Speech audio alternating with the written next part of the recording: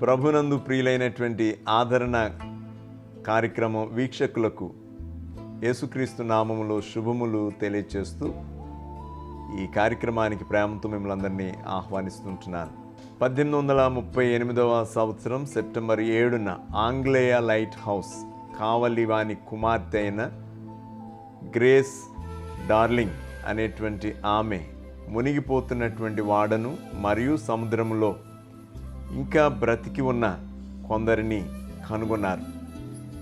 వారిలో చాలామందిని రక్షించాలనేటువంటి తపనతో ఆమె తండ్రి ఎంతో భయంకరమైన సముద్ర జలాలలో 1 మైలు దూరం ధైర్యం చేసి తెడ్ల సహాయంతో ఒక పడవను త్రోసుకొని ఎక్కువ మందిని వారు రక్షించాలన్న ఉద్దేశంతో కనికరమును వారి హృదయం నిండా నింపుకొని చేతులను దృఢపరుచుకొని తమ ప్రాణమును అపాయములో పెట్టి ఆమె వెళ్ళిన కారణాన ఆమె చరిత్రకారిణిగా మారింది అనేటువంటిది చరిత్రలో చెప్పబడుతున్నటువంటి ఒక మాట.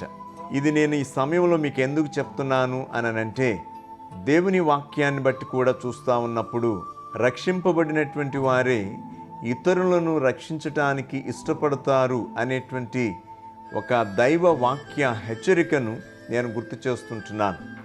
నేడు భారతదేశము 74వ స్వాతంత్ర దినోత్సవాలను జరుపుకోవటానికి సిద్ధపడుతూ 2 దినాల్లో మనము స్వాతంత్ర దినోత్సవపు ఆనందాలను పొందబోతూ ఉన్నాం.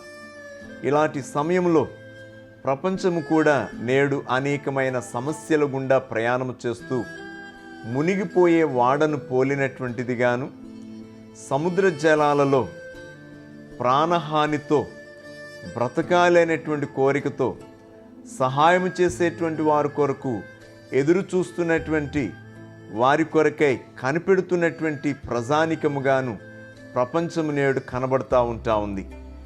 ఎందరో స్వాతంత్ర సమరయోధులు, త్యాగదనులు ప్రపంచాన్ని, దేశాలను వారి మనోనిర్భరత చేత, త్యాగదనము చేత అపాయములో ఉన్నటువంటి దేశములను, ప్రజలను రక్షించి నేడు ప్రపంచంలో ఉన్న అనేక దేశాలు స్వతంత్ర దేశములుగా ఆశీర్వదించబడటానికి త్యాగదనుల త్యాగములే కారణముగా మనము జ్ఞాపకం చేసుకుంటూ నేడున్నటువంటి మనము మన దేశం యొక్క అభివృద్ధికి, మన దేశ ప్రజలందరి క్షేమము కొరకు ఒకటి చేయాలని ఈ సమయంలో నేను జ్ఞాపకం చేస్తుంటా ఉన్నాను. ప్రతి పౌరుడు ప్రేమను, మంచితనమును కలిగి నీతిని, న్యాయమును వెంబడించుట ద్వారా దేశములో ఉన్న పౌరులందరూ క్షేమాభివృద్ధి చెంది సురక్షితముగా ఉంటారు అనేటువంటిది మనం గ్రహిస్తే మన దేశము ఎప్పుడూ సురక్షితముగా, ఆశీర్వాదకరంగా ఉంటుంది. మన దేవుడు మన దేశమును నిండారులుగా దీవించునుగాక. ఆమేన్. నేటి ఈ ఆదరణ కార్యక్రమాన్ని ప్రార్థనతో ప్రారంభించుకుందాం. మా ప్రియ తండ్రి, మా పరలోకపు తండ్రి, మీ పరిశుద్ధ నామమునకు స్తోత్రములు. మమ్మును, మా దేశమును సమస్త విపత్తుల నుండి కాపాడుచు మీ కుమారుడైన క్రీస్తు యేసునందు నిన్ను విశ్వసించు వారికి మీరు అనుగ్రహించిన రక్షణను బట్టి స్తోత్రాలు చెల్లిస్తున్నాం.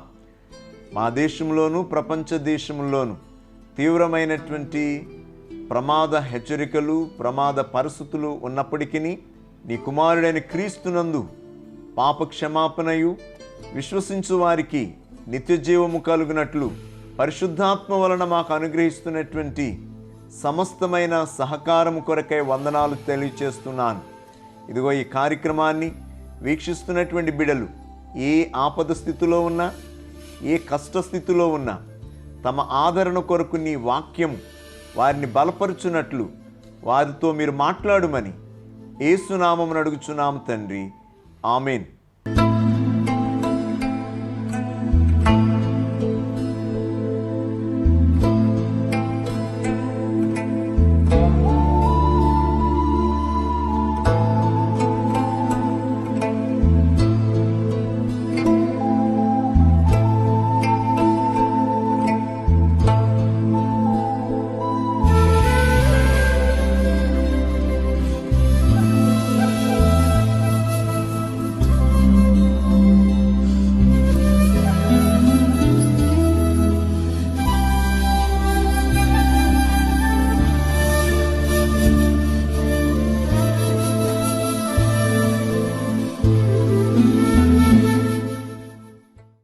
ఈరోజు ఆదరణ కార్యక్రమంలో మనం ధ్యానం చేయబోతున్నటువంటి లేఖన భాగము లూకాసు వార్త 22వ అధ్యాయం 31వ వచనాన్ని మనం ధ్యానం చేస్తూ ఉంటా ఉన్నాం. సీమోను సీమోను, ఇదిగో సాతాను మిమ్మును పట్టి గోధుమల వల్లే జల్లించుటకు మిమ్మును కోరుకొనెను గాని నీ నమ్మిక తప్పిపోకుండానట్లు నేను నీ కొరకు వేడుకొంటిని. నీ మనసు తిరిగిన తరువాత నీ సహోదరులను స్థిరపరచుమని చెప్పెను. శోధన కాలంలో ఆదరణ అనేటువంటి ఒక చిన్న మాట ఈ సమయంలో మనం ధ్యానం చేద్దాం. అది యేసు ప్రభువారు శిలువ మరణానికి సమీపిస్తున్నటువంటి సమయం. ఒక శిష్యుడు ఆయనను అమ్మబోతూ ఉండగా, మరి ఒక శిష్యుడు బొంకబోతూ ఉండగా, మిగిలిన శిష్యులందరూ ఆయనను విడిచి వెళ్ళిపోతున్న ఆ భయంకరమైనటువంటి సమయముగా ప్రభువు ఆ సన్నివేశమంతటిని కూడా ఎరిగి ఆయనను విడిచి పారిపోయేటువంటి తరుణమును ఆయన ఎరిగి తన శ్రమలను ఆయన సహించి వాటిని జయం పొందబోతూ ఉన్నప్పటికీ ఆ శ్రమల ద్వారా తన శిష్యుల విశ్వాసము తప్పిపోకూడదనేటువంటి ఉద్దేశంతో వారు పొందబోతున్నటువంటి శ్రమలను ముందుగానే వారికి తెలియచేస్తూ వారిని హెచ్చరించి ధైర్యపరచటానికి యేసు ప్రభువు చేస్తున్నటువంటి ప్రయత్నముగా ఈ మాట లేఖనము ఇక్కడ తెలియచేస్తూ ఉంటా ఉంది. ఈ లేఖనాన్ని నేను చదువుతూ ఉన్నప్పుడు ప్రస్తుత పరిస్థితులకు ఇది ఎంతో ఉపయుక్తమైనటువంటిదిగా ఉంది అనేటువంటిది నేను గ్రహించుతూ ఉంటా ఉన్నాను. ఎందుకనంటే చాలా సందర్భాల్లో కాషన్ లేకుండా అనేకమైనటువంటి అపాయాలు మనుషుల మీదకి వస్తాయి. నిద్రావస్థలో ఉన్నటువంటి సందర్భాల్లో ఎర్త్క్వేక్స్ వచ్చినప్పుడు జరిగేటువంటి ప్రమాదాలను మనం చూస్తే వారికి ప్రమాదం వస్తుందని తెలియదు కనుక నిద్రలో ఉన్నారు. అలాంటి సమయంలో వారు తప్పించుకోలేకపోయారు అని అంటే అది విచారింపదగినటువంటి విషయమే. కానీ హెచ్చరిక చేయబడినప్పుడు ఆ హెచ్చరికను తిరస్కరించి శిక్షలో పడారు అని అంటే అది విచారించటానికి ఎవరు కూడా ఇష్టపడినటువంటిదిగా ఉంటూ ఉంటుంది.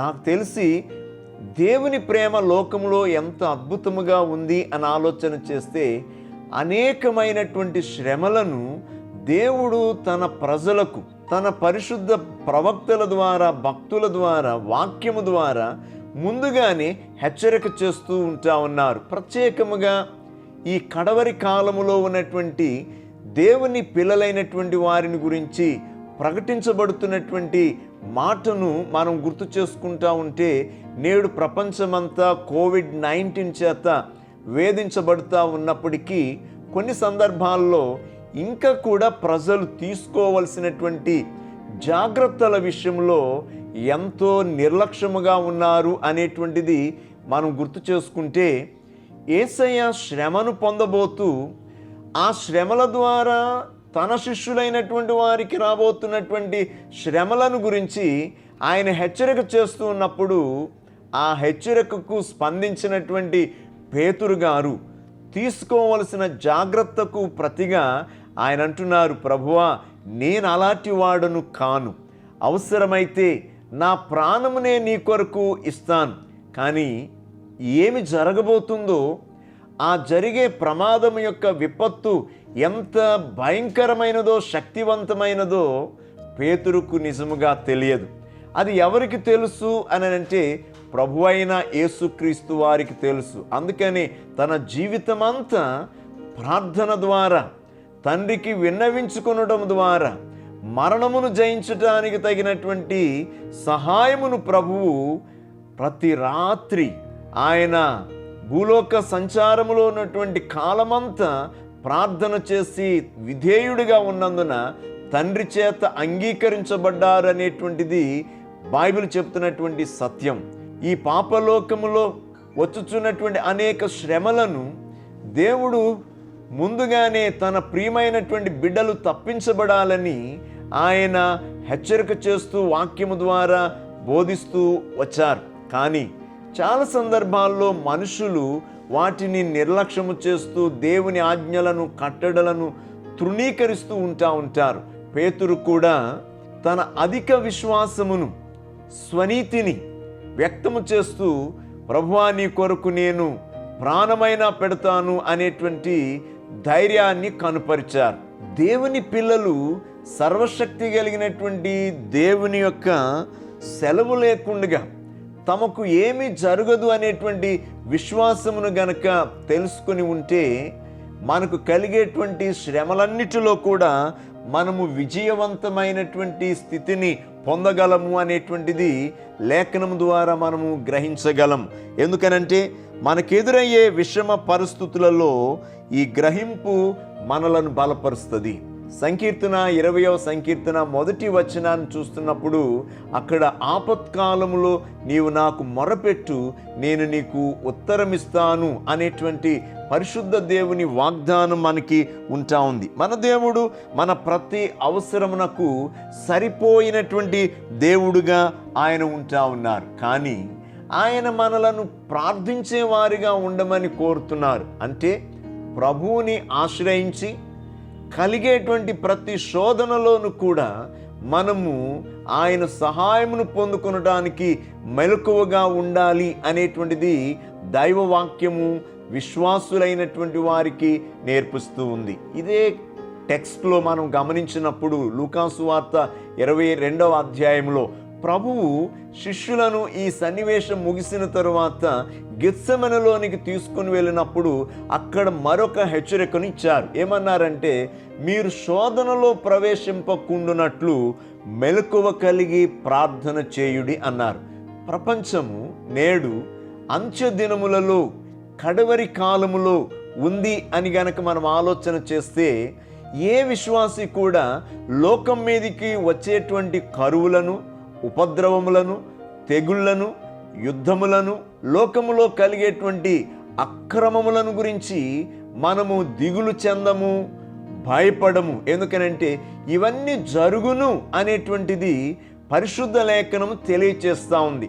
లోకస్తులకైతే లోకం మీదికి ఏ శ్రమ ఎప్పుడు వస్తుందో తెలియదు, కానీ దేవుని వాక్యాన్ని విశ్వసించే వారికి, చెవులారా వినేవారికి, హృదయముతో గ్రహించే వారికి దినములు చెడ్డవి అని సమయమును పోనీయక నిరంతరము దేవునితో ప్రార్థనాపూర్వకముగా నడిచినప్పుడు ప్రతి శోధనను జయించగలము అనేటువంటి ధైర్యము తప్పక ఉంటుంది అనేటువంటిది ఈ సమయంలో మనం గుర్తు చేసుకుందాం. నేటి దినాల్లో ప్రపంచమంతా, ప్రత్యేకంగా మన భారతదేశంలో మనం చూస్తూ ఉన్నప్పుడు ఈ కోవిడ్-19 బట్టి కలిగినటువంటి అనేక శోధన బాధలలో మనుషులు ఎంతో విపత్కరమైన పరిస్థితులను వారు ఎదుర్కొంటూ ఉన్నారు. బైబిల్లో ప్రభువారు ఒక మాట చెప్పారు. ఆయన రాకడ దినాలలో మనుషులంట ధైర్యము చెడి కూలిపోవుదురు అని చెప్పారు. ఈ దినాల్లో పాజిటివ్ వచ్చిందని చచ్చిపోతానేమో అని భయంతో ముందే చనిపోతున్నటువంటి, ఆత్మహత్యలు చేసుకుంటున్నటువంటి వారిని ఎందరినో చూస్తూ ఉంటున్నాం. దురాశలకు లోబడి అనేకమైన సాతాను సంబంధమైనటువంటి శక్తులకు, చెడుతనానికి లోబడి అనేకులు ఇతరులను సంహరించేటువంటి వారిని కూడా మనం చూస్తూ ఉంటున్నాం. ఏమైనా దేవుని బిడలారా, కాలమును బట్టి మనం గనక ఆలోచన చేస్తే ఇది చెడు కాలము అనేటువంటిది ఆమోసు ఎప్పుడో ప్రవచించారు. అయితే దేవుని పిల్లలు ఎంతో జాగ్రత్తగా ఉంటారు. అందుకనే యాకోబు పత్రికలో కూడా యాకోబు భక్త కోటిని హెచ్చరించినటువంటి మాట ఏంటనంటే, శోధన జయించువాడు ధన్యుడు అనేటువంటి మాట గుర్తు చేశారు. మీరు శోధనకు ఎదురు నిలవబడి దాన్ని మీరు జయించినట్లయితే ప్రభువు మీకు జీవ కిరీటం ఇస్తారనేటువంటిది కూడా జ్ఞాపకం చేశారు. ఈరోజు ప్రభువు తన శిష్య బృందానికి ఇస్తున్నటువంటి ఒక హెచ్చరికను గనక మనం ఆలోచన చేస్తే, సీమోను సాతాను మిమ్ములను గోధుమల వలె జల్లిడి పట్టడానికి కోరుకుంటూ ఉంది, కానీ మీ విశ్వాసము తప్పిపోకుండానట్లు తండ్రిని నేను మీ నిమిత్తము వేడుకొనుచున్నాను, మీ నిమిత్తము ప్రార్థన చేస్తున్నాను అనేటువంటి మాట జ్ఞాపకం చేశారు. ఖచ్చితంగా మనకు కలిగే శోధనలు, మనకు ఎదురయ్యేటువంటి భయాలు, మనకు వచ్చినటువంటి వ్యాధులు, మనకున్నటువంటి అక్కరలు, మన బాధలు, ఇబ్బందులు అన్నీ తప్పించుకోవడానికి మనకున్నటువంటి ఆయుధము ప్రార్థనా జీవితం. ఇక్కడ నేను దేవుని వాక్యము నుండి 3 ఆదరణ మాటలు మీకు తెలియచేయాలని నేను ఆశపడుతూ ఉంటున్నాను. ఎందుకనంటే మన దేవుడు మన ప్రతి అవసరతను ఎరిగినటువంటి దేవుడు.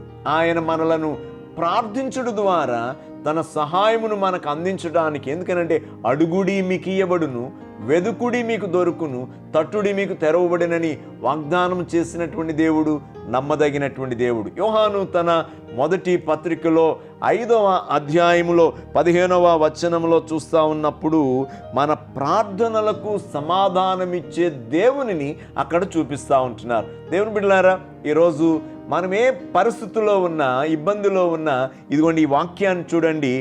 ఆయనను బట్టి మనకు కలిగిన ధైర్యం ఏదనగా, ఆయన చిత్తానుసారముగా మనం ఏది అడిగినను ఆయన మన మనవి ఆలకించుననున్నది.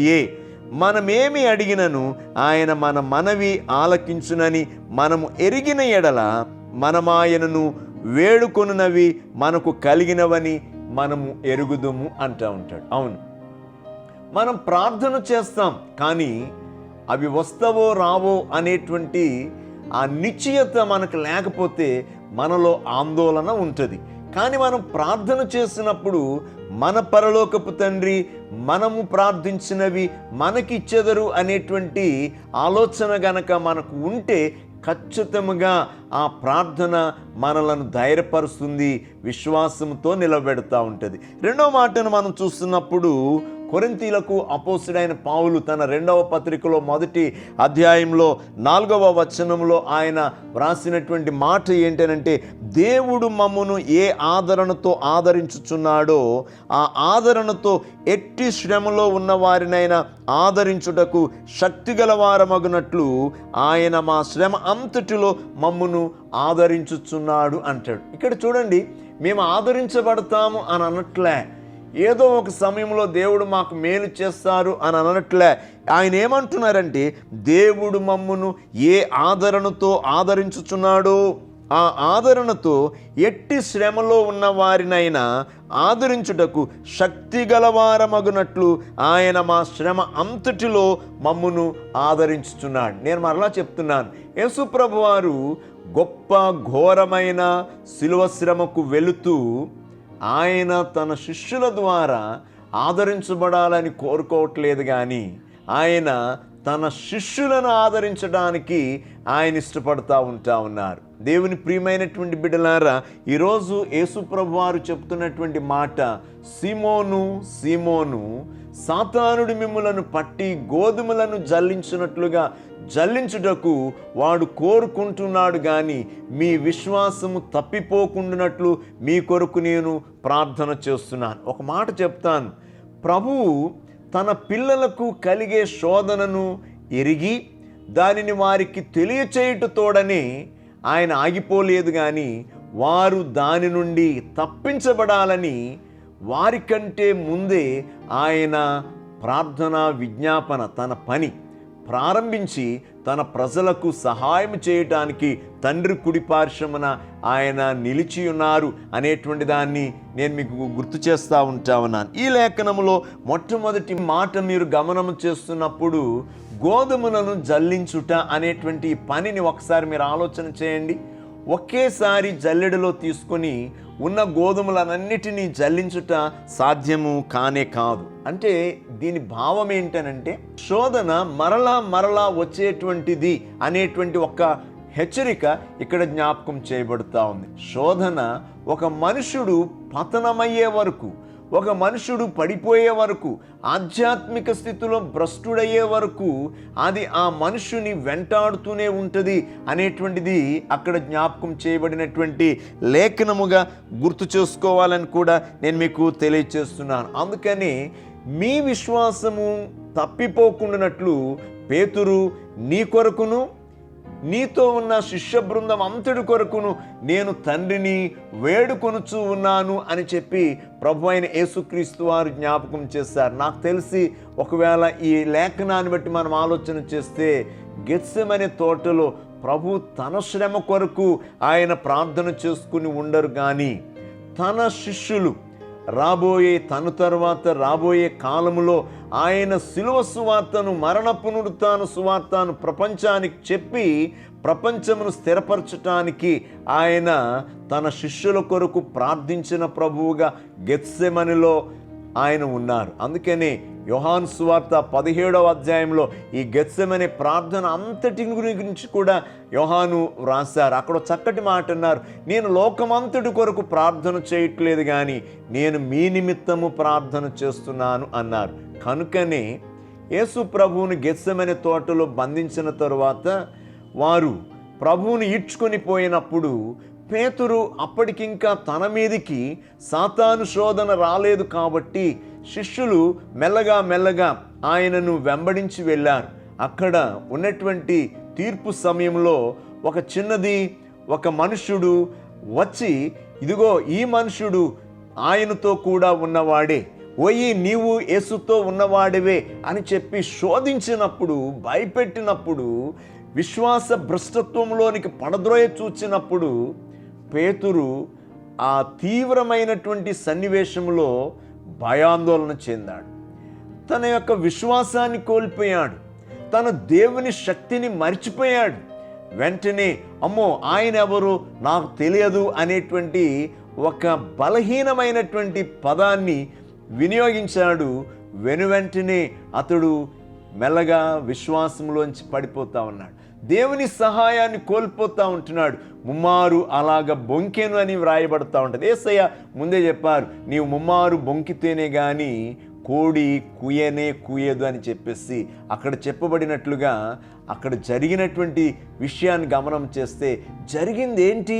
ఎంతో ప్రాణము పెట్టేటంత ధైర్యము కలిగినటువంటి పేతురు ఆయనను నేను ఎరుగను అని బొంకుటలో ఉన్న ఉద్దేశం ఏంటి అని అంటే ఆధ్యాత్మికమైన బలహీనతను బట్టి అతడు నిలువబడలేక పడిపోయాడు. భయము ద్వారా ఈ దినాల్లో చాలామంది ముందే చనిపోతున్నారు కోవిడ్-19 ద్వారా అని చెప్పినప్పుడు పేతురుకు జరిగినటువంటిది అలాంటిదే అనేటువంటిది గనక ఆలోచన చేస్తే ప్రభు నాతో ఉన్నాడు, నరమాత్రులు నాకేమి చేయగలరు, ఈ అపవాది శోధన నన్నేమి చేయగలదు అని మనము ధైర్యం తెచ్చుకోగలిగితే, ఎందుకనంటే ప్రభు మన పక్షమున తండ్రి కుడిపార్శ్వమున విజ్ఞాపన చేయుచున్నాడు అనేటువంటిది మనము గనక నేర్చుకోగలిగితే, జ్ఞాపకం చేసుకోగలిగితే అక్కడ పేతురు తప్పిపోడు. ఇక్కడ అనేకులు తమ ధైర్యమును విడిచి వేదనకు, శ్రమకు, మరణానికి గురి కారు అనేటువంటిది ఈ లేఖనం ద్వారా మనం గ్రహించవచ్చు. కానీ చాలా సందర్భాల్లో మనం పొందేటువంటి భయాందోళనలో సాతానుడు మనల్ని భయపెడుతూనే వాడు మరలా మనల్ని ప్రశ్నిస్తాడట. 42వ సంకీర్తనలోను 115వ సంకీర్తనలోను విశ్వాసులనేటువంటి వారు బాధలు అనుభవించినప్పుడట దుష్టుడైనటువంటి అపవాది పొరుగువారి చేత, ప్రక్కవారి చేత అనిపించే మాట ఏమనంటే, నీ దేవుడేమాయను, నీ విశ్వాసమేమాయను అనేటువంటి ప్రశ్న అక్కడ వేస్తూ ఉంటాడు. కానీ అపవాది చేతు నుండి తన ప్రజలను కాపాడుటకు ఆయన శోధన సమయంలో ఆయన ప్రజలతో ఉండే దేవుడని దేవుని యొక్క లేఖనము జ్ఞాపకం చేస్తూ ఉంది. ఖచ్చితంగా ఈ మాటను గురించి ఓ భక్తుడు చెప్పినటువంటి మాట ఏంటనంటే, అంధకారములోను మరణ ఛాయల్లోను తరచూ నడుచుచున్న వారు దేవుడు ఆపత్కాలములో నమ్మదగిన సహాయకుడని ఎరిగియుందురు అంటూ ఉంటాడు. నిజం కదా, చాలా సందర్భాల్లో దేవుడు మనల్ని ఎప్పుడూ సుఖాల్లోనూ, క్షేమాల్లోనూ, గౌరవాల్లోనూ, ఉన్నత స్థితిలోనూ నడిపించినప్పుడు అపాయములు మనకు తెలియక మనం భయపడతాం. అలాంటి సందర్భాల్లో దేవుని మీదనున్న విశ్వాసాన్ని విడిచిపెడతాం. కానీ తరచూ ఆయా సందర్భాల్లో శోధనల్లో నడిచేటువంటి వారట దేవుని సహాయము ఎంత దృఢమైనదో, ఘనమైనదో వారికి తెలుస్తుందట. దావీదు తన జీవితంలో అలాంటి అనుభవంలో నుంచే ఆయన ఏమన్నారు 23వ సంకీర్తన 4వ వచనములనంటే, గాఢాంధకారపు లోయలలో నేను సంచరించినను ఏ అపాయమునకు భయపడను, నీవు నాకు తోడయుందువు, నీ దుడ్డుకర్రయు నీ దండమును నన్ను ఆదరించును అంటా ఉన్నారు. శోధన మనలను భయపరుస్తుంది కానీ మనలను బలహీనపరిచి జయాన్ని మాత్రం పొందలేదు అనేటువంటిది దేవుని లేఖనం జ్ఞాపకం చేస్తాం. యేసు చెప్పినటువంటి గోధుమలను జల్లించే పదాన్ని గురించి ఆలోచన చేస్తున్నప్పుడు గోధుమలను జల్లించుట అనేది శుద్ధీకరించుటకు ఒక పద్ధతి అని జ్ఞాపకం చేయబడతా ఉంటుంది.